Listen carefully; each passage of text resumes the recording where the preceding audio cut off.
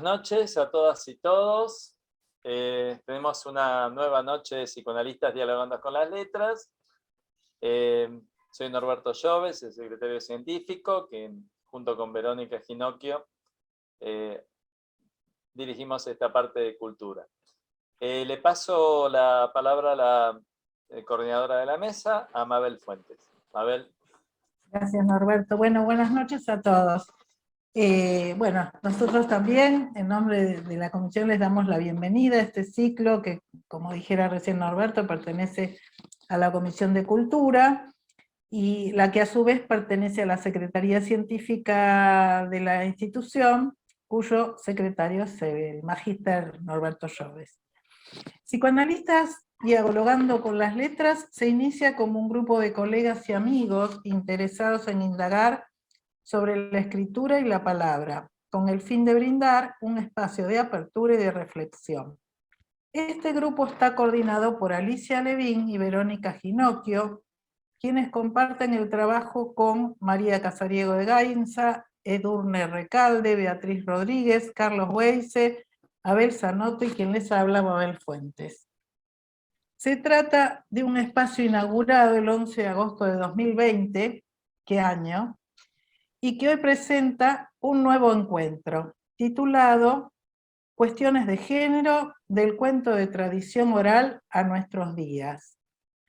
Bueno, dado el número de participantes, les vamos a pedir que tengan los micrófonos cerrados. No sería posible hoy, por la cantidad de gente, abrir micrófonos para preguntar, pero sí los comentarios o preguntas que se les van suscitando, que puedan ponerlos en el chat para que cuando terminan las exposiciones podamos darles cursos, ¿sí? Y armar un lindo diálogo. Bueno, vamos a presentar a nuestras panelistas en el orden en el que hablarán. En primer término, la licenciada Graciela Reid, que es licenciada en Psicología, magíster en Psicoanálisis, docente e investigadora de la cátedra Introducción a los Estudios de Género de la Facultad de Psicología de la UBA, docente invitada del seminario de la maestría Poder y Sociedad desde la Problemática de Género, co-coordinadora del equipo de Psicoanálisis y Género en la EAPG. Participante de jornadas y congresos nacionales e internacionales sobre género, salud y subjetividad, psicoanalista, supervisora clínica, coautora del libro Género y Salud, las políticas en acción, autora del libro Maternidades en tiempo de desobediencia, desobediencias en plural, versiones de una clínica contemporánea, coautora del libro Niñez, Adolescencia y Género, herramientas interdisciplinarias para equipos de salud y educación, y coautora del libro Clínica con Adolescentes, Problemáticas Contemporáneas. Y luego escucharemos a la otra invitada, que es Anabel Castaño. Anabel es antropóloga con orientación en arqueología, narradora oral bilingüe y educadora de museos. Entreteje estas tres profesiones buscando construir puentes entre la cultura material e inmaterial a través de historias de la tradición oral de todos los continentes. Desde 2005 trabaja en el área de acción cultural del Museo Etnográfico Juan B. Ambrosetti, y además de realizar asesorías, capacitaciones, diseño de contenidos y acompañamientos profesionales en otros espacios culturales, como narradora se especializa en las tradiciones orales de diferentes culturas del mundo. Es integrante del comité organizador del Encuentro de Narración Oral de la Feria Internacional del Libro de Buenos Aires y miembro de la National Storytelling Network, perdonen el inglés, perdón Anabel, perdón, y la Federación de Narradores Orales de Asia. Actualmente la encuentran narrando tradición oral en su podcast En el Laberinto, proyecto seleccionado por Vida Narrada 2021 de la Fundación Williams, y hablando de cuentos y narración oral en el podcast Iberoamérica de Cuento de España. Después le vamos a dejar su página, que está muy interesante, para todos los que tengan chicos, nietos, puedan escucharla contando sus hermosos cuentos. Bueno, entonces vamos a iniciar con Graciela Reid. Te paso la palabra. Gracias, Mabel. Bueno, gracias a la invitación que me han hecho, la Comisión de Cultura, Alicia, Vero, gracias Norberto. Y bueno, qué gusto estar acá con Anabel. Me encanta que nos narres, después te iremos a escuchar como en nuestras niñeces. Bueno, yo voy a tratar primero voy a leer porque me disperso en la vida cotidiana, así que imagínense en este momento. Algunas cositas que puntué para después intercalar y compartir con Anabel y con todos ustedes. Gracias a todos por acompañarnos. Bueno, psicoanálisis y literatura, escritura y subjetividad, le puse en un inicio. Y dice que los poetas y los filósofos han descubierto lo inconsciente, antes que yo. Lo que yo he descubierto es el método científico que permite estudiar el inconsciente, dice nuestro maestro Sigmund Freud. Elijo este epígrafe porque Freud da cuenta de la creación del método analítico, que la creación del método analítico se funda en las fuentes narrativas que combinan pensamiento científico y arte. La obra freudiana contiene en sí misma varios laberintos y es sostenida esencialmente por la metapsicología que la rige. Tal vez ese sea su infinito, ¿no? Que íntimamente, en el acto de su creador, está dirigida al lector. Los investigadores psicoanalistas en la clínica, ese saber del síntoma, nada sabemos, y allí reside el arte y la potencia de nuestra praxis.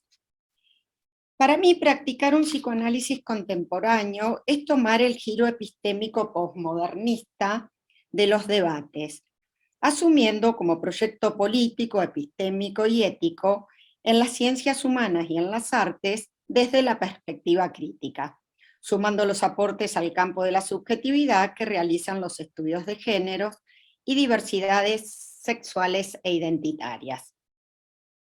Para este encuentro convergen la literatura, en relación íntima con la palabra, para retomar y compartir, junto a Anabel, los cuentos de tradición oral, cuyo artefacto cultural es utilizado para aprender la lengua, activar la imaginación y abrir sensibilidades humanas.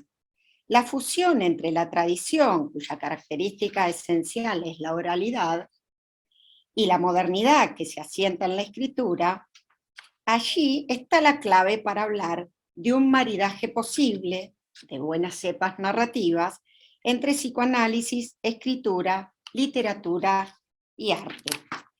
Y en estas horas de la noche, un buen vino y las hechiceras podemos hacer una buena combinación, ¿no? El deseo de escribir se cae si no tiene destinatario exogámico. Buen punto para retornar a Freud como testigo de los movimientos de vanguardia artística de su época, cuyo interés hizo que el psicoanálisis sea subsidiario del proceso creativo de las experiencias estéticas del siglo XIX y de la Viena del siglo XVIII, ¿no? Que advenía ya la modernidad. Se valió durante su obra de la literatura clásica como fuente de estímulo para sus desarrollos. Por ejemplo, encontramos en la interpretación de los sueños, y aquí quiero hacer una breve puntuación que me pareció interesante, que encontramos en la interpretación de los sueños la piedra fundamental de la teoría que sostiene un origen dual. Por un lado, despliega una subtrama en la narración de la historia personal de Freud, que capítulo a capítulo sistematiza, como el hilo de Ariadna, el reino de lo inconsciente y la pulsión. alcanzando las sutilezas del análisis de la vida psíquica. Y en segundo punto, en búsqueda del tiempo perdido, se topa con el trabajo de historiador en las vertientes antropológicas y de excavación psicoarqueológicas desde lo personal, político y profesional. Desde lo personal y político diríamos que se acercó al feminismo, que lo personal es político. En esa vertiente toma la tragedia de Sófocles, Edipo Rey, y toma a Hamlet en la obra de Shakespeare. Para Freud, ambas comparten las mismas raíces. En ambas se juega el Edipo, ¿sí?, que conlleva a la culpa y la punición. Diríamos que toma el Edipo de solución paterna, ¿sí?, tomando a Michel Thorp para, en la línea de los feminismos, poder pensar esas diferencias ahora en la posmodernidad y en las nuevas epistemologías. En Edipo Rey, un no saber que se vuelve destino, y en Hamlet, lo perturbador del fantasma paterno, lo incapturable de un saber de otro que exige venganza. ¿Cómo cumplirlo si allí anida el deseo infantil de eliminarlo? Obras interrogadas, intertexto, que juegan en el armado de las teorías que se sirven de la universalidad de los mitos atemporales de la literatura para dar cuenta de los conflictos existenciales humanos. Para Freud, fueron soporte de la creación de teorías sexuales infantiles, soporte de la constitución de la psicosexualidad y de las salidas edípicas basada en la tradición científica positivista y la cultural heterosis patriarcal, marcadas por las subjetividades de época. La literatura está presente en varios momentos de la teoría freudiana, en el delirio y los sueños de Gradiva, en El hombre de arena de Hoffman, que trabaja Freud sobre lo siniestro, la novela de Dostoyevsky, el Fausto de Goethe, provocaron con sus artes fetichizar la pulsión de muerte, que retomaré ahora en unos tramos. Todas las fuentes y producciones literarias son campos de indagación de las complejidades del quehacer psíquico, los procesos inconscientes que animan la vida mítica y los conflictos humanos e intersubjetivos, función y objeto, según el sociohistórico que los contenga. Se pregunta Freud, ¿cómo influye la literatura y las narraciones orales en la infancia? En El creador literario y el fantaseo, encuentra que el quehacer del poeta deviene comparable a las condiciones del jugar infantil, ya que tanto el niño como el poeta construyen en su actividad un mundo paralelo al real, basado en la imaginación y fantasía, plano en el que se organiza la satisfacción pulsional. Por ello, en el fantaseo, el adulto continúa en forma sustitutiva al juego, como sucede en la producción onírica, en los sueños diurnos y en las creaciones literarias y artísticas. El psicoanálisis, con el estudio del inconsciente, comparte el giro político en las artes, las ciencias médicas y otras disciplinas del siglo XIX, donde hace sus primeros ensayos. Podemos decir que las narraciones que se despliegan dentro del espacio clínico, bajo la dimensión temporoespacial de la transferencia de amor, que está siempre a contratiempo, como dice Anne Dufour-Mandel, es un decir descolocado, atemporal, es siempre una narración histórica. El trabajo de construcción-reconstrucción del método psicoanalítico muestra coincidencias con el arqueólogo, que exhuma unos monumentos destruidos y sepultados. Dice Freud, es idéntico el trabajo, solo que el analista trabaja en mejores condiciones, dispone de más material auxiliar, porque su empeño se dirige a algo todavía vivo, no a un objeto destruido. Pero así como el arqueólogo a partir de esos restos de muros restablece lo que fueron adornos, pinturas, murales de una determinada civilización, del mismo modo procede el analista cuando extrae sus conclusiones a partir de los recuerdos y del material que nos proporcionan los sueños, los actos fallidos, los lapsus, los síntomas a través de asociaciones activas del analizado. La dimensión subjetiva de los sujetos implicados, sus narrativas y el propio movimiento de interpretación de parte del analista producen efectos de sentido sobre la sensible fascinación de lo ignorado que hace tambalear las certezas del yo. La escucha analítica abre una relación posible entre el dispositivo científico, la escritura y el discurso literario. Epistemológicamente, el psicoanálisis freudiano busca en su trayectoria nosográfica hallar la génesis de la significación del sufrimiento. Busca las trayectorias del trauma, de los deseos insatisfechos que enlazan en diferentes tiempos a Eros y Tánatos en la escena polisémica de la singularidad de la analizada. El proceso creador en análisis es un movimiento, una odisea. Nos encontramos con lo inesperado, lo invariable e inadmisible que se proyectan los fragmentos de objetos del pasado que se ofrecen a la captura del lenguaje. Sexualidad y muerte son dos vertientes de lo real. Lo real, igual que el amor, irrumpe. Sostienen ambos una persistente herida al narcisismo por la sujeción al inconsciente. Lo traumático hace presencia en el ombligo del sueño. Imágenes y fragmentos de la vida real surgen de una discontinuidad entre la presencia de lo ominoso y la palabra asumida al bordear el agujero. ¿Qué se espera de la interpretación analítica? Se espera una ruptura semántica que permita tocar lo originario, lo extraño se vuelve familiar y que advenga la posibilidad de volver la metáfora. Una interpretación o construcción en análisis revela un contenido latente, un nuevo acto narrativo de aquello que toca lo real e imposible de simbolizar. La letra inaugural, igual que en la escritura, se vuelve agitación y fuga. Nos sacude para sacarnos de la ceguera, de la cadena de montaje de la ilusión de ser. El giro epistémico de la segunda metapsicología freudiana sobre la fundamentación de la pulsión de muerte pone letra, signo, relación entre pulsión de muerte y lenguaje, y produce teoría. Toda demanda no es más que la voz prestada al deseo, retoño del enigma al servicio de elaboraciones singulares que revelan afectaciones que van más allá del significante y de los efectos de significación en presencia de la tópica del eros transferencial que toca tanto al analizado como al analista.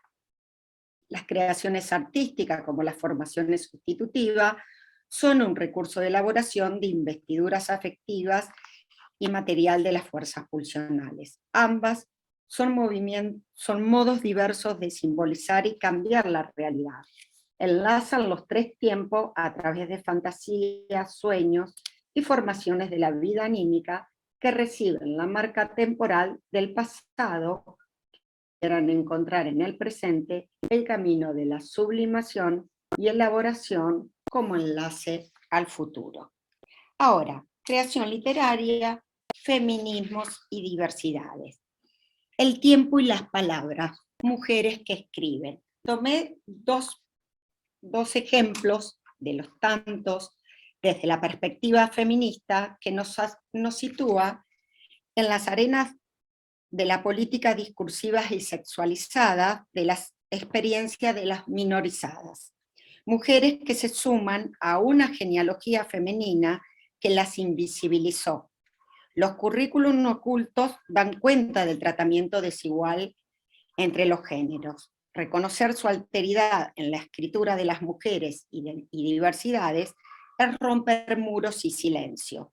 Por ejemplo, la producción literaria en voces portadoras de narrativas feministas como Virginia Woolf, en 1929 escribe Un cuarto propio y realiza allí un ensayo crítico y construye un análisis social, político, económico de la época, tomando la perspectiva de género como respuesta a la demanda de hablar de las mujeres y la literatura. Desde la osadía diversa de escribir Orlando, a los pasajes iluminadores de un cuarto propio, reivindica la autonomía económica para la libertad de quienes no nacieron varones. Las pulsiones eróticas a través de las letras producen puntos de resistencia, se hacen presentes en las historias de las mujeres escritas por mujeres. Voy a ir recortando porque tengo mucho. Arte y poder. Desde la perspectiva jerárquica, el ingenio creador emerge de la ilusión de un vacío, de un entre adentro afuera, del instante insuficiente entre el sueño y la vigilia, donde habita un campo de fronteras móviles, como dice Lilia Feldman. La potencia creadora transforma el abismo humano en realidad simbólica. La literatura ahí, en las voces de subjetividades travestis y trans, hacen pie en el mundo literario, donde las narrativas autobiográficas, novelas y poesías toman el territorio de la voz propia, denunciando el régimen heterosexual de las asimetrías patriarcales que tienen reglas excluyentes, violencias y abjecciones sobre las identidades disidentes. Escribir se ha vuelto un modo de resistencia, de existencia, un grito, un llamado a escuchar voces disminuidas, omitidas, negadas, que producen un decir, un acontecimiento entre cuerpo y lengua, entre deseo y pulsión. Camila Sosa Villada escribe: yo también he cruzado errática la ciudad, sin saber qué hacer, a dónde esconderme, porque el amor no llega. La juventud se me escurre entre los dedos y el amor no llega. Sufro por eso, sufro también por el rechazo, pero la falta de amor es peor. ¿El amor amenazado o la amenaza del desamor? En tiempo de liquidez y de riesgo cero, en la poesía y en la literatura, encontramos el carácter dramático del amor, exilio del sujeto en el intento de detener el vínculo con la desolación primaria. Escribir, permitir más lejos, es un decir sobre un no saber, un atajo, un hiato. El deseo inquieta, Eros irrumpe, la demanda de amor exige presencia, el objeto contingente siempre esquiva la satisfacción ideal. El amor es un recurso fracasado, y ahí nida su potencia, sus arrebatos, sus fantasmas y tempestades. Sobre su idea travesti, constituida a golpes y deseos, escribe: estoy en la parte de la historia en que las travestis recuperamos la voz y es necesario usarla, volver a usarla, decir el precio que se puso a mi libertad y mi deseo, y que yo pague con lo que tuve a mano, mi cuerpo. En El viaje inútil, Camila Sosa Villada escribe en clave autobiográfica. Narra un recuerdo infantil de escribir el nombre de varón junto a su padre. Ensayo inaugural de mismidad, demoras del tiempo. Escribo así: tan alcohólicas son mis palabras como lo fue mi papá, y tan desamparadas e inestables como lo fue mi mamá. ¿Cómo renunciar a los objetos edípicos? Edipo es una narración ficcional singular. En su textualidad gira el intento de restituir lo imposible, rodear el vacío. Revela el vivenciar infantil que oficia de novela familiar, un real impiadoso que provoca angustia, ilusión de existencia viva que agujerea el sentido común. Escribimos para sentirnos acompañados en nuestras desolaciones y fantasías edípicas de realización de deseos. La poesía trans, como el psicoanálisis, privilegia todos aquellos efectos poéticos del lenguaje en el cuerpo libidinal. Asumir la posibilidad que tiene la palabra de producir y nominar existencia, como en el poema de Susy Shock, donde la furia de existir es clave enigmática en un héroe transfeminista al rescate. Yo reivindico mi derecho a ser un monstruo, ni varón ni mujer, ni XXI ni H2O. Yo, monstruo de mi deseo, carne de cada una de mis pinceladas, lienzo azul de mi cuerpo, pintora de mi andar. No quiero más títulos que cargar, no quiero más cargas ni casilleros a donde encajar, ni el nombre justo que me reserve ninguna ciencia. Yo, mariposa ajena a la modernidad, a la posmodernidad, a la normalidad. Decires de lo indecible, de los cuerpos, rostros, pulsiones, identidades minorizadas alumbran fantasmas plebeyos, navegan, naufragan, recalan en ficciones inquietantes. La maga metapsicología de la creación guía la escucha analítica, va por los bordes. Freud mismo dio lugar a los profanos, al legitimar los sueños y su interpretación, oponiéndose a las teorías científicas. Se arriesga y nos advierte estar preparados para fracasar los destinos de expulsión en las manos del arte. Las letras siempre escapan a la muerte. Bueno, tengo la clínica psicoanalítica y el arte de la transferencia con algunos casos que después en todo caso iremos pensando si hay tiempo, porque bueno, es un gusto poder compartirla aquí también, pero bueno, vamos a escuchar a Anabel. Gracias. Muteada, Mabel. Estás muteada, Estás Mabel. muteada, Mabel. Muchas gracias, Graciela. No, sí, para que nos dé el tiempo es necesario, digamos, después en todo caso van agregando y completando las ideas y dialogando con los presentes. Bueno, Anabel, te escuchamos. Bueno, muchas gracias por la invitación a estar acá participando y bueno, la oportunidad de poder escucharla a Graciela, que ha sido muy inspiradora y que después voy a tener que tomar nota de muchas referencias. Hay varias historias de la tradición oral donde tal vez si yo empiezo a mencionar títulos como Cenicienta o Blancanieves o La Bella Durmiente, van a poner cara de eso tiene perspectiva de género. Bueno, a veces sí, a veces no. Y hay algunas historias que son menos conocidas, pero que también están hablando de distintos roles y distintas perspectivas, y de las cuales después se han hecho se han aplicado varias miradas al respecto.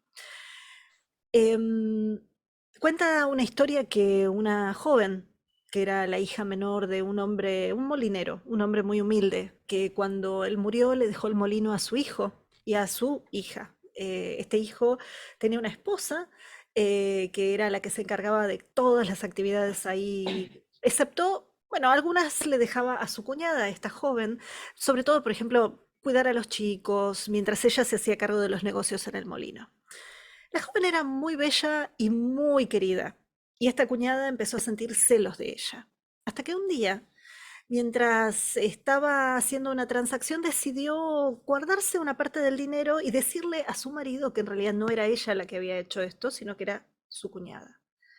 Entonces el hermano de esta joven la confrontó, no pasó nada, quedó ahí y siguió pasando el tiempo, y en algún momento esta joven nuevamente fue acusada por su cuñada de otra cosa, un poco más atroz, y de otra cosa un poco más atroz, y en algunas versiones incluso de haber devorado a uno de los hijos de esta mujer, ¿no? Entonces ella acusaba le decía a su esposo que su cuñada había devorado a uno de sus hijos. Las versiones y las variantes van cambiando. La cuestión es que en algún momento el hermano, sin saber qué hacer, ya desesperado, tomando medidas extremas, lo que hace es toma a su hermana de las manos y se las corta a esta altura. Y la joven, que se queda sin manos, es dejada de lado, es echada hacia algún lugar y termina alejándose de la granja, del molino, del pueblo, de la aldea, y termina vagando por un bosque. Dicen que en el bosque empieza a recibir ayuda, que los propios árboles, en compasión de lo que a ella le estaba pasando, bajaban sus ramas para que ella pudiera acercar su boca y comer los frutos que los árboles le acercaban. La joven fue viviendo las estaciones y el paso del tiempo en ese bosque, y sus manos, bueno, sus muñones se curaron. Y en algún momento, en ese mismo bosque, pasaba por ahí un rey, a lomos de su caballo, y cuando la vio tan particular, tan especial, vio esto de los árboles acercándose a ella, que le dio mucha compasión y terminó invitándola a acompañarlo a su palacio. En su castillo él le ofreció refugio y le ofreció protección, y con el tiempo le fue ofreciendo otras cosas hasta que finalmente le ofreció matrimonio. La joven se casó con el rey y él, para ayudarla, lo que le hizo fue mandar a hacer unas manos de oro y plata que reemplazaran esas manos que ella había perdido. Yo no dije esto, pero además la joven había caído bajo una maldición, no podía decir nada al respecto. Y aparte, ¿quién le iba a creer? Así que este rey, sin saber cuál era el origen de la pérdida de sus manos, simplemente hizo esto para que ella pudiera ser feliz. Y el tiempo fue pasando. La joven quedó embarazada. Y en el lapso de su embarazo ocurrió una guerra. El rey tuvo que irse y la dejó a ella a cargo del reino junto con su madre, la madre de la suegra. Dicen que esta suegra se llevaba muy bien con esta joven, a diferencia de otras suegras de cuentos de hadas que aparecen usualmente como bastante conflictivas, por ejemplo en La Bella Durmiente de Perrault. Pero en este caso no, en este caso tenían una buena relación. Y cuando la joven finalmente dio a luz a un bebé, la madre del rey le mandó una nota a través de un mensajero a caballo para que fuera a avisar que justamente había nacido su primogénito. En el camino, como el viaje era muy largo, el hombre paró en un pequeño pueblo y fue a buscar un poco de comida o de algo. Ahí cerca de una granja hay un molino, con tan mala suerte de que llegó justo a la granja donde estaba el hermano de la joven y la cuñada. Cuando la cuñada se enteró de dónde venía este hombre y sobre todo esto de que la reina tenía unas manos de oro y de plata, porque no tenía manos, la cuñada descubrió que sí, era la muchacha, era aquella de la cual ella había querido deshacerse, y entonces lo que hizo fue, mientras el hombre estaba comiendo, reemplazar el mensaje, diciendo en la nota, en vez de que había nacido un príncipe, un primogénito, avisando que había nacido un monstruo. Cuando el mensajero llegó frente al rey, el rey leyó esta nota. Él, a diferencia de otros reyes de cuentos, no decidió mandarla a matar o decidió encerrarla, sino que dijo, no, le mandó una nota a la madre diciendo, mientras que ella esté bien y mientras que el bebé esté bien, aunque sea un monstruo, cuando vuelva lo conversamos. Y el mensajero en el camino pasó, otra vez descansó en el mismo lugar, porque para el mensajero era un buen lugar para descansar, y otra vez la cuñada cambió el mensaje, una orden de muerte. Cuando la reina, la madre del rey, se encontró con esta orden de muerte, ella no podía matar a su nuera, no podía matar a su nieto. Esto era una cosa imposible, y entonces, como no podía tampoco violar la ley del rey, lo que hizo fue decirle a la joven que se fuera. Y le dio a su bebé y lo ató a su pecho y la dejó irse con sus manos de oro y de plata y otra vez vagar por el mundo y otra vez en el medio de un bosque. Y nuevamente los árboles bajaban para que ella pudiera alimentarse de ellos, porque aunque tenía una mano de oro y otra de plata, no podía tomar nada, no podía usarlas. Y cuentan que de aquí hay varias versiones y digamos que se van desviando por distintos caminos, pero dicen que en algunas ella encuentra refugio con un anciano que vive en el medio del bosque, un hombre de larga barba, un ermitaño, y que este ermitaño es el que la va protegiendo. En otros casos no, en otros casos dicen que ella vive casi de forma silvestre y que es en algún momento donde se agacha para beber agua, que su bebé cae al agua y cuando ella quiere rescatarlo, las manos de oro y de plata se le caen y donde estaban los muñones crecen nuevas manos. En algunos otros casos en este cuento, en esta historia, las manos fueron creciendo paulatinamente, pero sea en uno o sea en el otro, ella recupera esas manos que había perdido. Y en el interín, el rey vuelve de la guerra y se encuentra con que los mensajes estaban mal, o sea, él no había recibido ese mensaje. A ver, no era un monstruo el que él tenía como bebé, no, era un bebé, un primogénito, estaba muy... pero él no había mandado matarlos, y toda esta confusión hace que él termine yendo a buscarla a ella y a su hijo.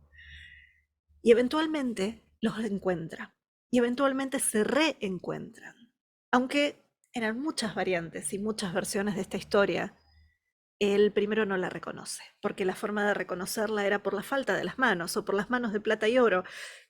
Pero ¿y acá qué pasaba? Se encontraba con otra mujer y sin embargo se encuentra con esa mujer y se abrazan, se reencuentran, se unen, se llevan a su bebé, forman una nueva historia, una nueva vida.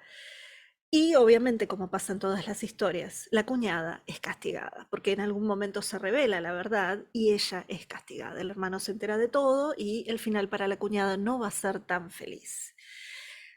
Esto que les estoy trayendo es un detalle de un detalle de un detalle, no se los estoy narrando ni nada, de una historia mucho más larga que en realidad tiene muchas versiones y variantes. Los hermanos Grimm publicaron una de ellas que se llama La doncella sin manos.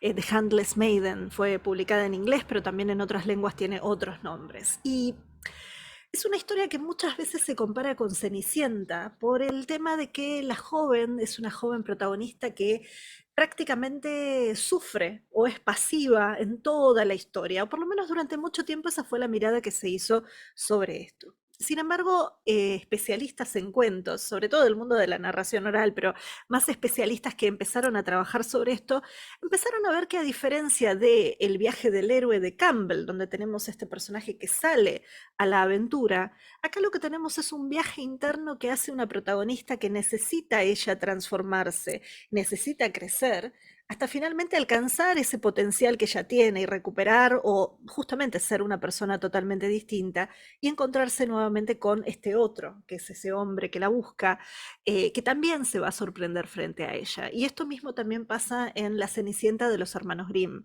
que a diferencia de la de Disney, Aschenputtel es una historia donde el contacto con el príncipe es mucho más largo y durante 3 momentos, 3 bailes, el príncipe los 2 primeros no la reconoce y usa estrategias violentas para tratar de encontrarla y atraparla y capturarla y frenarla. Y lo mismo pasa con el zapato. Hay toda una búsqueda donde en realidad en un punto el príncipe no está preparado para encontrarse todavía con esa mujer que ya lo ha superado hace rato, en el sentido de que la paz la alcanzó cuando finalmente logró que la tumba de su madre pudiera tener un avellano, un árbol que después va a ser quien le dé distintos elementos mágicos. Y acá también estoy diciéndoles algo muy por arriba, pero un poco acercándonos a estas heroínas que muchas veces han sido definidas como pasivas, como sin agencia, y que en la actualidad lo que empiezan o lo que empezamos a encontrarnos es que tienen bastante agencia y un nivel que no es de pasividad, sino de justamente de crecimiento. Y que eso hace que muchos especialistas como Jack Sipes, que es un filólogo y especialista en cuentos tradicionales, empiece a plantearse, bueno, ¿qué historias y qué relatos nos llegan? ¿Con cuáles estamos trabajando? ¿Y cuáles son todos esos otros que han quedado afuera? Porque eso es algo que pasa, ¿no? Pensando en esto de muros y silencios que decía antes Graciela, hay muchos muros construidos en el mundo de la oralidad, en estas historias que van viajando de la tradición oral de boca a oreja y de oreja a boca, donde lo que muchas veces termina pasando es que a nosotros nos llega una versión de una historia, muchas veces nos llega además en el papel, o tal vez nos llega a través de la voz de alguien, pero no es la única versión, no es la única variante. Y usualmente los cuentos de tradición oral lo que tienen es la característica de ir viajando y transformándose. La contradicción de usar la palabra tradición es que lo tradicional no es algo estático, sino que es algo completamente dinámico. Mantiene estructuras que se trasladan a través del tiempo y a través de lo oral, pero a la vez esas estructuras van reflejando los aspectos de quién está contando en ese momento y las miradas también de lo que está pasando en ese momento, incluyendo muchas historias que son tremendamente subversivas, que son escatológicas, que se burlan de la autoridad, que justamente en circunstancias donde hay crisis están diciendo en voz baja aquello que no se puede decir en voz alta, pero que es necesario que se diga. Son historias que empiezan a traer a la luz esto. Ahora, a la vez nos quedamos con tal vez versiones de Disney o versiones que nos llegan en el siglo XX y en realidad ya en el siglo XIX con los hermanos Grimm. No quiero tomar mucho tiempo, pero sí voy a sumarles un pequeño detalle, y es que, por ejemplo, cuando los hermanos Grimm en 1912 publican su primera colección de libros, ellos ya tienen un manuscrito de 1810. Bueno, en esos 2 años, en esas 2 ediciones, cuando ellos, por ejemplo, escriben Caperucita, que en realidad no es un cuento alemán, sino que ellos lo importan, tiene elementos franceses, hacen una mezcla terrible, pero no nos vamos a meter en eso acá. Pero es interesante que la Caperucita de ellos, de esas versiones, Después de que el lobo devora a la abuelita y de que devora a Caperucita y que pasa este personaje que muchas veces es un cazador o un leñador, que en las versiones originales y más antiguas de Caperucita no aparece, el lobo las devora y ahí se termina la historia, si es que es la historia de final trágico, o Caperucita engaña al lobo, pero de una manera mucho más escatológica, es mucho más interesante esto. Acá no, en general los Grimm la cierran con este cazador o leñador. Pero la edición de 1812 tiene una segunda parte, que dice que después de que Caperucita logró salvarse y volvió a su casa, un tiempo después fue a visitar a su abuela nuevamente y notó que había un lobo que la estaba siguiendo. Y cuando llegó de la abuela se lo dijo.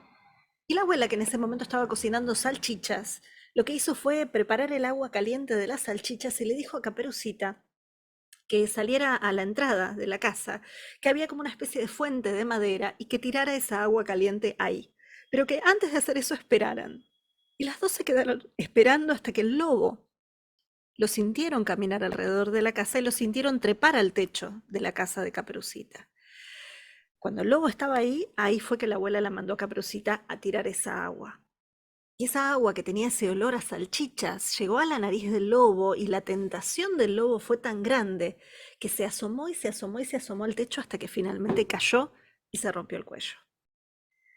Y según la traducción que ustedes tomen de esta variante, de este cuento, en algunas traducciones dicen, bueno, y Caperucita ya había aprendido la lección, pero en otras dice, y Caperucita fue a ver a su abuela cuantas veces quiso.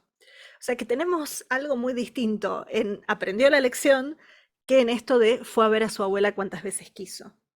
Los cuentos sufren ediciones, supresiones, olvidos, traducciones, y esto también hace que a nosotros nos llegue, así como pasa con el registro arqueológico, cuando uno está excavando, que en realidad tenemos un 5%, un 10%, una punta del iceberg de lo que en realidad es ese pasado que existió, pero a nosotros nos llega solo ese pedacito.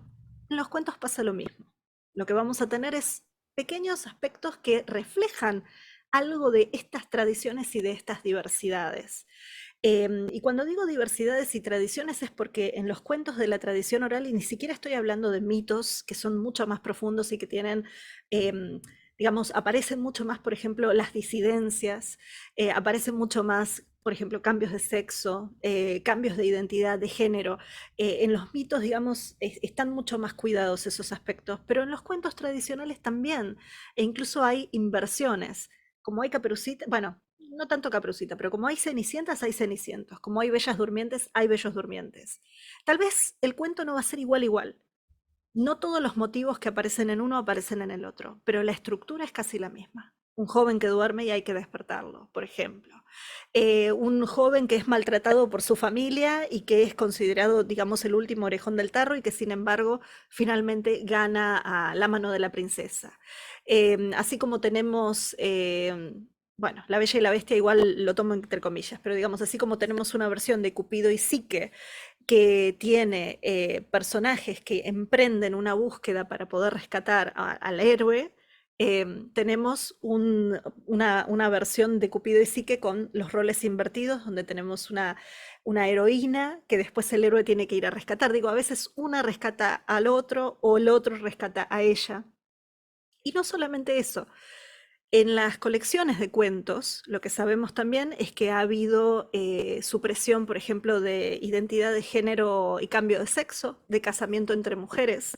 Aparecen en las tradiciones orales no solamente en las tradiciones orales, hasta en el romancero español, digo, como para que pensemos un poco en la oralidad tradicional, donde están reflejando situaciones históricas que sí ocurrieron, pero que a la vez la oralidad las va llevando y modificando. Y así como tenemos la historia de la mujer que se disfraza de caballero, se viste de caballero en realidad, para ir a pelear a la guerra porque su padre no tiene hijos, que es algo muy parecido a lo que Disney toma de Mulan, que es una historia tradicional china, pero que en Europa también ocurre. Existe la doncella guerrera, va a haber una versión de la doncella guerrera en Armenia, en Bulgaria, y es esta joven que viste ropas de caballero y que enamora al rey o al sultán o al príncipe, y que él está convencido de que ese joven que vino a pelear a la guerra es una mujer. pero él no sabe cómo descubrirlo y le pide a su madre ayuda y hace toda una serie de pruebas para ver si eso no es una mujer. Pero él está enamorado de sus ojos. O sea, y ahí tenemos también elementos que nos están llevando a pensar en qué pasa con la diversidad en estos cuentos. Podría traer algunos ejemplos más, pero ya creo que estamos con el tiempo justito, así que lo único que les puedo decir es que cuando estamos pensando en estas historias, estamos pensando solamente en un cúmulo de historias que nos llegó, pero que a la vez fue, así como pasa con los arqueólogos y las arqueólogas, que tenemos un tamiz, ¿no? Que es lo que llamamos la zaranda, que es por donde pasamos cuando excavamos la tierra, para ver esos pequeños elementos que van quedando. En los cuentos tradicionales pasaron por un tamiz del siglo XIX y del siglo XX sobre todo, que lo que fueron haciendo es quitando muchos de los elementos que hablan de diversidad y de disidencias. Y entonces, si vamos un poco más atrás en el tiempo, nos encontramos con mayor escatología, mayores cuentos sexuales, mucha más relación, digamos, inversiones en las relaciones de hombre y mujer, los roles de género, también el tema del travestismo. Aparecen desde el humor, aparecen desde la insurrección, aparecen justamente desde la subversión, pero también aparecen muy de frente, y sin contar obviamente con todo el repertorio que tiene que ver con los cuentos que eran contados por mujeres, porque también hay una cuestión, y es quién escucha y quién cuenta. En algunos casos, si contaban mujeres, muchos hombres invisibilizaban a sus fuentes, y esto ha ocurrido mucho, y en el caso de los Grimm en particular, por ejemplo, ahí tienen un gran tamiz. Pero también tenemos recopiladoras que durante mucho tiempo fueron poco conocidas y que usualmente sus informantes eran mujeres, y es muy interesante ver que algunos cuentos solamente aparecen en esas recopilaciones puntuales y no aparecen cuando un hombre los recopila o cuando se le pregunta a un hombre, digamos. Entonces ahí también tenemos registros diferentes que se comparten en contextos distintos y donde la identidad de género y los roles de género juegan un rol principal, valga la redundancia. Pero bueno, no quiero seguir tomando tiempo con esto, simplemente para que vean que existe un panorama bastante amplio en este universo de los cuentos de tradición oral, y que justamente la perspectiva de género cada vez más está, está revisando, está rescatando, está poniendo en cuestión, y también se están reescribiendo, o mejor dicho, más que reescribiendo, empiezan a aparecer nuevas historias con las estructuras de la tradición oral para ver si pueden empezar a circular también oralmente. Pero bueno, eso es otro tema. Muchas gracias por la invitación. Bueno, muchísimas gracias por las dos exposiciones, y los invitamos a todos a acercarnos sus preguntas en el chat, así les vamos a dar un lugar para que puedan ir respondiendo en ese orden. Tenemos una intervención de Alicia Levin, que dice: feliz de este encuentro, felicitaciones a ambas. Pregunto cómo pensar en los distintos psicoanálisis la inclusión de los contenidos de género y al mismo tiempo las resistencias todavía desde analistas a incluir la diversidad. Al mismo tiempo, la narración será que puede disciplinar al sujeto, pero otras narrativas van en la vía de acontecimiento y revelaciones para los sujetos. Hay otra intervención de Vero Ginocchio que dice: muy interesantes las presentaciones, querría saber cómo es que se produjo este tamiz en el siglo XIX, si está ligado a cuestiones religiosas, políticas y culturales.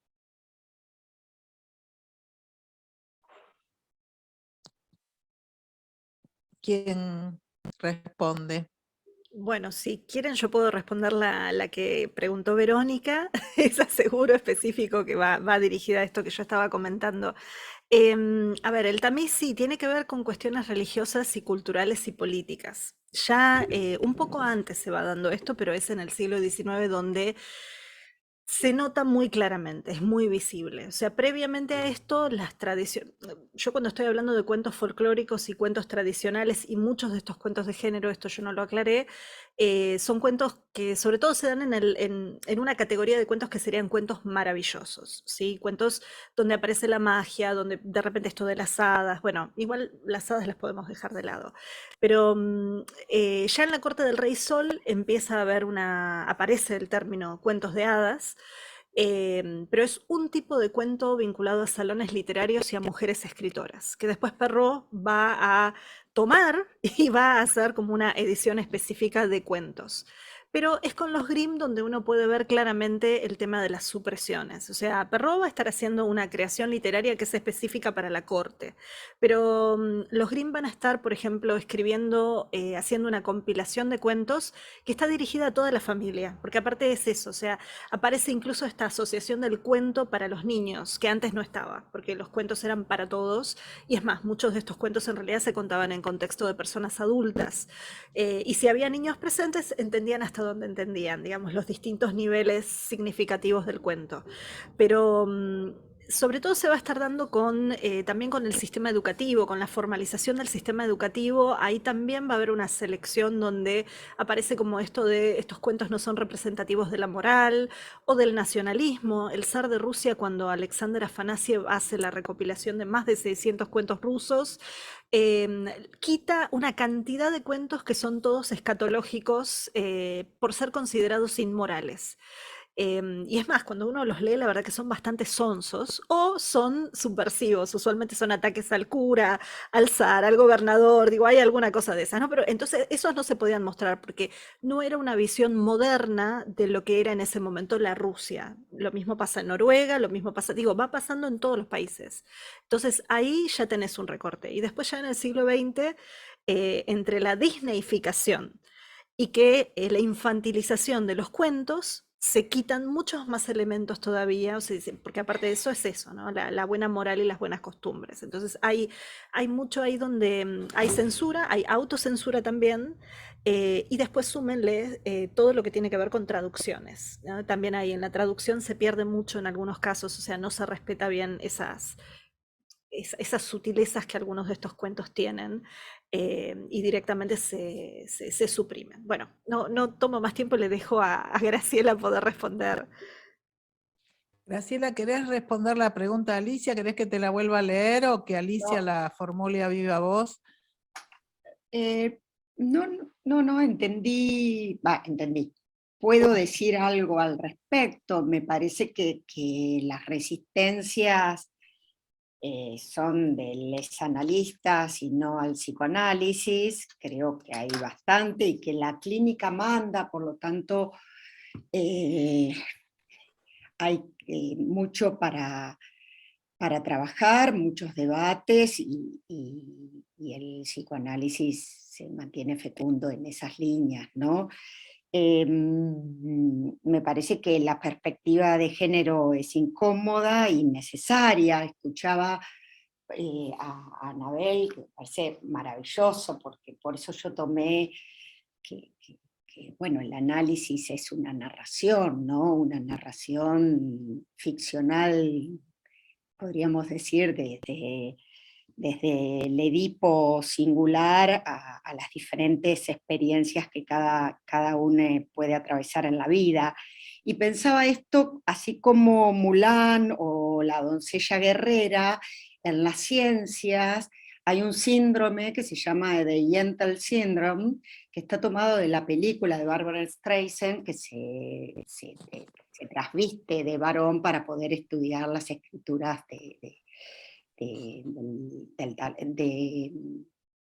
judaicas. ¿Sí?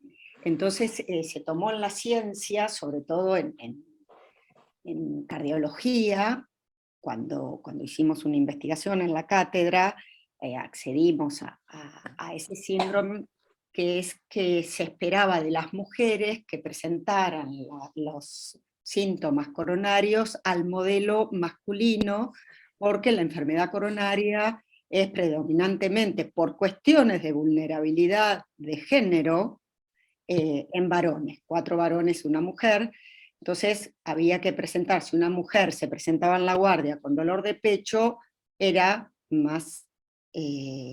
posible que se pensara en una angustia, en una cuestión histérica, ¿sí? Más que pensar un dolor precordial con algún síntoma coronario. Eso a partir del 2000, las guías en investigación fueron cambiando, y entonces ahí accedemos que para pensar la salud colectiva, subjetividad y género, es pensar la especificidad, ¿sí?, de los modos de presentación. Entonces ahí tenemos entre las narraciones singulares, las míticas, las transmisiones orales, ¿no?, como nos contaba Anabel, y bueno, en las investigaciones esto se cuela por todos lados, ¿no? Entonces me parece que la perspectiva de género ha venido, así como en la literatura, por eso tomé las voces de Camila Sosa Villada y Susie Shock, que es una manera de romper por ahí, como decía Anabel, la cuestión de cómo se filtra en el siglo, de un siglo a otro, se va modificando esa transmisión, también son puntos de ruptura donde emerge aquello que en algún momento se subvirtió, se escondió tras los muros, vuelve a aparecer con otras maneras, porque siempre existieron, digamos, ahora está más visibilizado en algunos aspectos. Creo que en su tiempo, Anabel podrá decirlo, también estaban visibilizados, pero las capas geológicas, culturales, van modificando un tipo de subjetividad para cada época, ¿no? Y entonces me parece importante, por eso traía, yo había escrito escribí con un paciente coronario su experiencia de trasplante, lo escribimos a 4 manos, y cómo esa relación transferencial en el tiempo fue narrada con la poética de la vida misma, al filo de la ética de la pulsión de muerte, ¿no?, que es lo inquietante para trabajar en nuestro quehacer clínico. Y bueno, un poco eso, no sé si contesté, pero bueno, para dar lugar a otras preguntas o comentarios. Gracias. Tenemos otras participaciones. Ya llego. Claudia Sánchez dice, muy interesante la ponencia de Anabel Castaño y su análisis de las diferentes versiones de los cuentos tradicionales. Recomiendo La Durmiente de María Teresa Andrueto, que recrea la historia de la Bella Durmiente, pero aquí la protagonista tiene un rol revolucionario y transgrede las normas del palacio. Va a haber que atesorar este chat, ¿no? Para nutrirnos, porque hay muchas intervenciones que aportan cosas. Lo manda Norberto después, Mavi, después lo manda Norberto al grupo. ¿Puedo sumar algo respecto a Teresa? Y digo, mientras vos mirás, Mabel, yo igual acá estuve trayendo sobre todo cuentos de tradición oral. Después tenemos que no lo mencioné, pero tenemos una producción fabulosa actual de autores, así en general, de literatura infantil y juvenil, o como a veces se define, ¿no? Como es la Tere Andrueto, que han trabajado reversiones de estos cuentos de forma muy clara, y además de eso justamente planteando esto. Neil Gaiman hace poco hizo una versión también de Una Bella Durmiente, que no les voy a decir, pero digamos, se mete con temas de género y de una manera fabulosa, por ejemplo. Entonces sí, hay cada vez más exploraciones, así como también reversionar el tema de la Caperucita y el Lobo, digo, hay mucho de eso, pero en realidad más allá de la producción actual, yo rescato mucho eso, tal vez porque justamente me dedico a excavar en el pasado, ¿no? Entonces rescato mucho que ya teníamos una producción oral que tenía todo esto, y que, como decía Graciela, bueno, tal vez era subversivo y no aparecía a la luz, pero que en realidad lo que estaba haciendo era transmitiendo narrativas e información fundamental de vida, porque también era una manera de decir, bueno, ¿cómo se sobrevive frente a un padre que desea acostarse con su hija? ¿Cómo se sobrevive frente a un incesto, ¿no? ¿Cómo se sobrevive a una persecución o una violación? ¿Cómo se sobrevive a...? Bueno, y estos cuentos en realidad tienen esas claves. Lo que pasa es que si obviamente les vamos quitando todos los elementos hasta dejarlos lavados, lo que tenemos es algo muy pastel que no dice nada. Entonces, pero bueno, eso solo quería comentar porque tal cual Tere Andrueto junto con otros y otras autores han hecho cosas maravillosas y siguen haciéndolas. O sea, hay una producción muy vital en este momento. Hay un aporte de María Casariego que dice: me vino a la memoria un gran libro que trabaja los cuentos infantiles desde una mirada antropológica, más allá de los lugares donde se crearon. Analizando las semejanzas en Mujeres que corren con lobos, de Clarisa Píncola Estés, Sí, es una pensaba... autora junguiana. Sí, sí, hay una puntuación rara acá. Pensaba si los cuentos infantiles permiten elaborar los mitos sociales, el lugar de la mujer, etc. ¿Qué pasaría hoy con las narrativas que aportan la temática de género? Bueno, hay muchas felicitaciones para las dos, dice Sandra Borovechik. Muy interesante este encuentro, desde la rigurosidad teórica de Graciela a la bella narrativa de Anabel, invitan a pensar. Felicitaciones a la comisión. Marcelo Manuel Podestá recordaba el libro de Vladimir Prop, Edipo a la luz del folclore. Giselle León dice: imposible no pensar en Sor Juana Inés de la Cruz, que usó la literatura para resistir a Jane Austen, denunciando la sociedad de su época. Más cerca, Alfonsina Storni. Alejandra Cancín menciona a las hermanas Brontë también.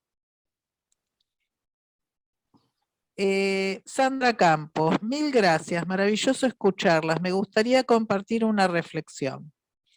La narrativa se retroalimenta de la realidad sociohistórica y viceversa. Incluso el impacto desde lo político. Nos contamos las historias que nos vinculan a nuestras inseguridades y seguridades, el poder de la palabra construyendo realidades que nos den respuestas que consideremos satisfactorias según nuestro tiempo. Le contesta Giselle León: la misma yo de Luis May Alcott, que se viste de hombre y quiere ser hombre como su padre. Bueno, estas son las intervenciones que hay escritas. Recién antes de comenzar, estábamos compartiendo, y con Anabel, yo le decía que si hay, tomando a Disney o a Pixar o algunas otras en el campo de las artes visuales, me acordaba de Pollitos en Fuga y la Ginger, la gallina colorada, que es una revolucionaria contra el patriarcado y el capitalismo de una manera fascinante, que adultos y niñes, esto alguien preguntaba cómo se transmite, ¿no? Entonces, cómo también las artes visuales tienen sus formas y sus mecanismos de romper los status quo y de poder pensar algunos puntos de fuga, ya que eran... y bueno, y Disney cómo se ha ayornado a los tiempos que corren, entonces ahora se armó un lío bárbaro con la Sirenita morena o marrón, y bueno, y Pixar ya bastante adelantados con puntos de ruptura, ¿no, Anabel? Y en la literatura también hay literatura, sí, digamos, trans y de ruptura de estereotipos, en literatura infantil, ¿no? Y adolescente bastante avanzada también. Entonces también hay una forma, inclusive las formas nuevas de nacer, las reproducciones asistidas, como son las niñas del siglo XXI con sus idearios sobre la narrativa sobre sus nacimientos, ¿no? Eso de alguna manera, la transmisión oral creo que está más adelantada que la escrita, escuchando a las niñas qué dicen de esto. Una niña, me acuerdo, no sé quién era, una colega que hace niñas, decía que yo tengo 2 mamás, y la otra chiquitita en el jardín le dice, yo tengo 4 abuelas. O sea, como había un universo ahí de pensar eso como desde otro lugar. Entonces me parece que ahí las narraciones, por eso eh, me parece maravilloso este como encuentro entre el psicoanálisis, las letras y la narración oral, ¿no, Anabel?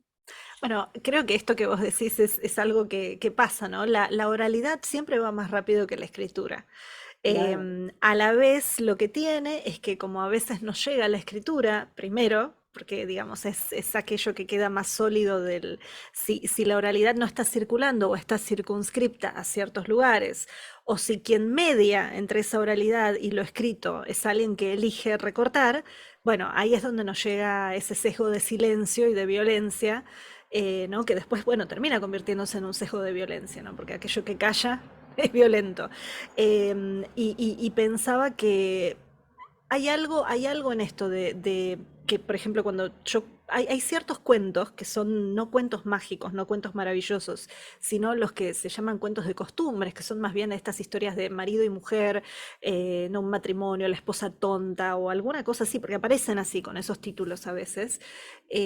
Usualmente los más divertidos son estos que son anticlericales o, como les decía, escatológicos. Pero también hay toda una sección de cuentos de marido engañado o marido tonto o esposa tonta.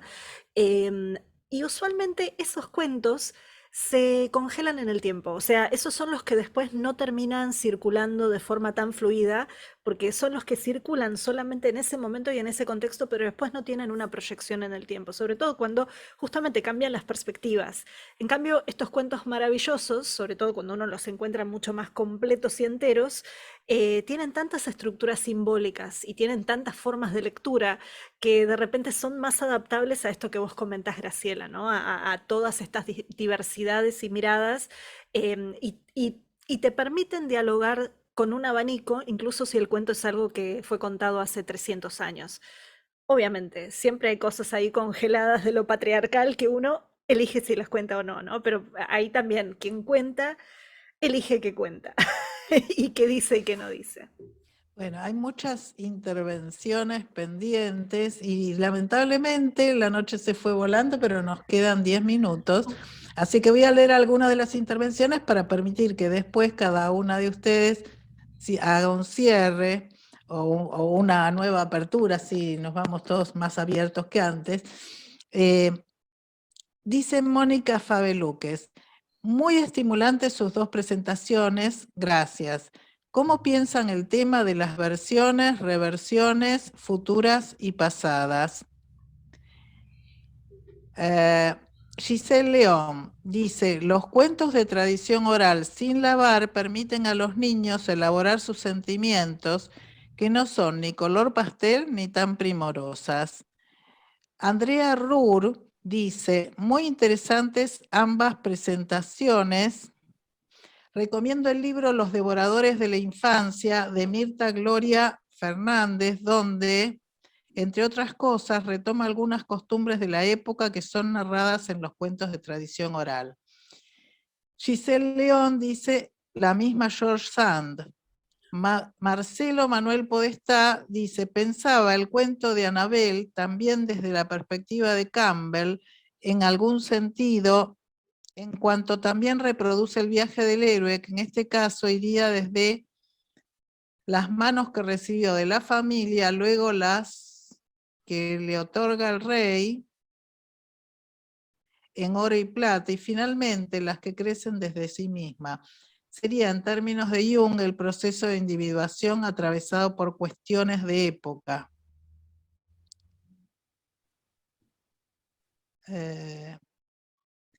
Bueno, y hay más agradecimientos.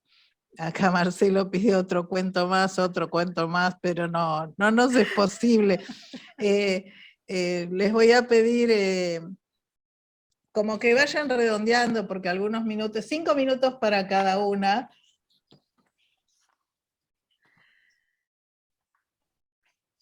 Anabel, contate un cuento. No, bueno, empiezo redondeando un poco con esto que decían de la perspectiva de Campbell, así para retomar esto, ¿no?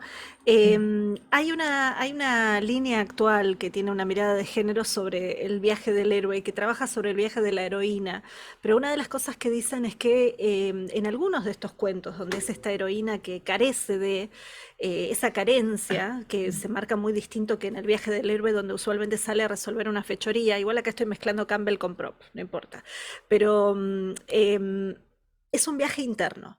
O sea, hay un viaje que no tiene que ver con el salir al mundo, sino que tiene que ver con crecer. O sea, y es un viaje que desde algunas miradas de analistas y folcloristas que trabajan desde la perspectiva de género dicen, es algo que hasta ahora no se había trabajado. O sea, Campbell lo había tomado desde una mirada muy guerrera y muy hacia afuera, que incluso no se aplica en algunos viajes del héroe de otras culturas. O sea, el modelo de Campbell no es universal. Y esta mirada que tiene esta perspectiva de género están empezando a trabajar estos otros viajes, que siempre implica, un cuento siempre implica un viaje, pero bueno, ver cómo, ¿no? Y como para ir también pensando en esto que decían después de, ay, espérense, que me lo perdí el comentario que nos había dicho recién, cuando estamos pensando en versiones y reversiones, yo lo que siempre recomiendo es buscar y buscar y buscar. Otras culturas tal vez se están contando una versión diferente o una variante, los cuentos folclóricos nunca están quietos en el tiempo. Y también es interesante pensar que cada vez más, por ejemplo, en muchas colecciones y recopilaciones, cada vez cuidan más el tema de quién fue la persona que recopiló, el contexto de recopilación, si fue una persona, si fue un hombre o una mujer el que les contó esta historia, porque ahí también estamos reconstruyendo mucha información que si no la perdemos. O sea, y esa información también nos da un panorama distinto de por qué el cuento está contado así o por qué viene así. Entonces, eso diría como para dejarlos pensando en un poco en este universo de cuentos y de sus versiones y variantes. Graciela. Bueno, yo voy a tomar por ahí el hilo, ¿no? De el viaje interno, qué maravilloso el proceso de análisis es también eso, ¿no? Narrar nuestros propios cuentos, nuestra novela del neurótico, como dice Freud, y bueno, esa narración y ese viaje interno es un viaje que va acompañado del terapeuta también con sus propias historias a cuestas, ¿no? Más allá de la técnica. Entonces diría que en el lenguaje encontrarnos con esos indicios producen por ahí una nueva narración y un nuevo sentido. Yo tomaría por ahí los indicios de los enigmas, como dice Borges, ¿no? En el término escaso de unas horas, yo había conocido el amor y yo había mirado a la muerte. Y bueno, los psicoanalistas trabajamos sobre el don de la muerte y de la sexualidad como enigmas constituyentes, ¿no? Que producen efectos y que aparte en ese viaje podemos atemperar algunas de nuestras ansiedades o de nuestros saberes y atemperar el paso del tiempo. Eso debe ser por mi edad, que se me cruzó, ¿no? Y diría que hay algo que en la ética del psicoanálisis dicen que es poder pensar en esto de Eros y Tánatos, y yo diría que la muerte se ríe y enuncia que es la única igualdad posible, pensando en términos de género, digamos, qué lindo encontrarse porque también atempera esas soledades a veces, y los cuentos tienen mucho de esto, ¿no? De compartir historias, de encontrarnos, de humanizarnos, de pensar juntos, y otras tradiciones, otros saberes, y seguir, como dijo Mabel, seguir pensando, seguir encontrándonos, y esa creo que es la mejor cura. Muchas gracias. Bueno, muchas gracias, hay muchas felicitaciones, después vamos a intentar mandar el chat a las panelistas, por lo menos, de modo que puedan disponer de alguna pregunta y muchas felicitaciones que pueden haber quedado caídas. Acá pide Mónica Fabelú que es un mini cuento. No, nos tenéis que hacer dormir, nos Para tenéis ir que a llevar dormir. a cada uno a dormir ahora. Uno más y no jodemos más, Anabel. Bueno, a ver, déjenme pensar que tengo que sea cortito, cortito. Me voy a ir del mundo de los cuentos maravillosos, porque en general los cuentos maravillosos lo que tienen es que son muy largos. O sea, tienen la gente cuando se pone a escuchar tradicionalmente, uno empieza con otros cuentos y después llegamos a los maravillosos que pueden durar 20 minutos o más, porque es un viaje, realmente es un viaje en el cual estamos emprendiendo todos. Pero así que me voy a ir al reino de los mitos, así muy, muy breve y bueno, igual este va a ser un poco binario, pero ¿qué quieren que les diga? Em, Después lo revisionamos. Después lo revisionamos, o bueno, igual yo con los mitos, ¿ves? Ahí no los corto mucho porque ahí estamos hablando de sistemas simbólicos muy, Tal muy, pero están. A ver, déjenme pensar. Bueno, sí, ya sé. Cuentan que hace mucho, pero mucho tiempo, Coyote miró al cielo y se enamoró. Ahí estaba Estrella del Alba. Estrella del Alba que brillaba y con ese brillo sereno y con ese brillo prácticamente permanente, iluminaba todas las noches. Coyote todas las noches iba a buscarla y su mirada se clavaba en ella. Y era tan fuerte ese ardor, era tan fuerte esa mirada que en algún momento Estrella del Alba desde el cielo lo sintió y lo miró de vuelta. Y dicen que el corazón de ambos empezó a latir fuerte, fuerte, fuerte. Y en algún momento, porque todas las noches se veían y todas las noches se quedaban ahí, él la buscaba en el punto más alto y ella lo buscaba. Hasta que una noche, Estrella del Alba tomó su larga trenza, la tiró por encima de su hombro hacia la tierra. Y Coyote empezó a trepar. Y mientras él trepaba, la mirada clavada en ella, Estrella del Alba sentía que la respiración se le agitaba, pero dicen que tal vez era tanta la pasión que ella sentía, tal vez era tanta la agitación que sentía que accidentalmente despertó o molestó a su padre mientras él dormía. Y que su padre, al estirarse con uno de sus rayos, cortó sin darse cuenta la trenza de Estrella del Alba. Y Coyote cayó a la tierra. Y no sé si ustedes saben, pero la trenza de una estrella puede tardar mucho tiempo en crecer. Dicen que Coyote siguió buscándola con la mirada y ella siguió encontrándolo con la suya. Y que él le enseñó a las generaciones de sus generaciones a buscarla. Pero no solo eso. A partir de ese día, a partir de ese accidente, Coyote empezó a aullar. Porque el aullar era otra manera en que Estrella del Alba lo encontrara. Otra manera de que Estrella del Alba no lo olvidara y que cuando su trenza creciera, finalmente pudieran encontrarse. Gracias. Oh, hermoso. Muchísimas Bueno, gracias. permitimos que todos se de silencio para poder aplaudir. Muchísimas gracias. Ya, esperás que tiene que anunciar, esperá que Mabel va a anunciar la próxima. Muchas gracias. Tengo que anunciar la próxima reunión y después nos damos el gusto de aplaudir. Bueno, los invitamos a esta reunión de noviembre, que será el martes 8 de noviembre a las 20:30, como es habitual, titulada Escrituras y Silencios, con las presentaciones de Aníbal Repeto, autor del El Potrero de los Silencios, y dialoga el magíster Norberto Lloves, coordinan Alicia Levín y Verónica Ginocchio. Y ahora sí, podemos darnos el gusto de dar un fuerte aplauso a esta hermosa... Gracias. Muchas gracias. Gracias, fue una maravilla, Muchas gracias. Hermoso. Hermoso. Hermoso. Vamos a soñar. Maravilla. Gracias, Anabel. Muchas gracias. Graciela, me inspiraste igual, después voy a seguir buscando tus Terminaste referencias. con el deseo. ¿Cómo no vamos a terminar con el deseo? Graciela tiene mucho trabajo que dijo que iba a ver si lo traía sobre la clínica, pero nosotros conocemos cómo piensa clínicamente, más lo que piensa. Así que será para otra oportunidad.